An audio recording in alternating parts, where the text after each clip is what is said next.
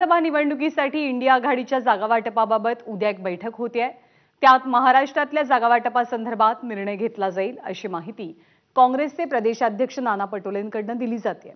तर इंडिया आघाडीमध्ये आता अखिलेश आणि काँग्रेस यांच्याशिवाय शिल्लक तरी कोण आहे असा सवाल उपस्थित करत प्रकाश आंबेडकरांनी टोला लगावलाय। आमची मीटिंग आहे त्याच्यामध्ये आमचे सगळे अलायन्स जे आहेत त्यांना आम्ही बोलवलेलं आहे। सगळ्यांशी बोलणं झालेलं आहे, पत्रव्यवहारही झालेला आहे। 30 तारखेला आम्ही बसू। या 30ला नाहीतर या येणाऱ्या 8-10 दिवसामध्ये महाराष्ट्रामध्ये लोकसभेच्या जागेच्या वाटपाचा जवळपास निर्णय होऊन जाईल। मला एक लोकसभेतलं भाषण लालू प्रसादांचं आठवतं की आपल्या तोंडात 32 दात असतात पण नितीश कुमाराच्या पोटात 32 दात आहेत असं ते म्हणाले होते। आणि म्हणून आता आमचे प्रभारी चनितलाजींनी जे सांगितलं की ते आपल्या राजकीय फायद्यासाठी केव्हाही इकडे तिकडे होऊ शकतात।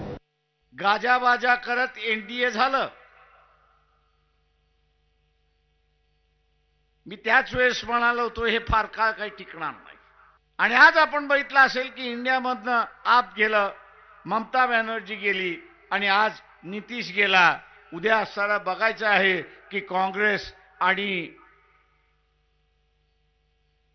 सपा टिकतात का हे असणारं त्या ठिकाणी बघायचं। आणि म्हणून अपमानास्पद वागणूक मिळत असली तरी आम्ही असणारं म्हणतोय बीजेपीला केंद्रातून घालवायचं असेल तर आपण असणारा विषेचा प्याला पिळून इथे असणारा एकत्र राहिलं पाहिजे।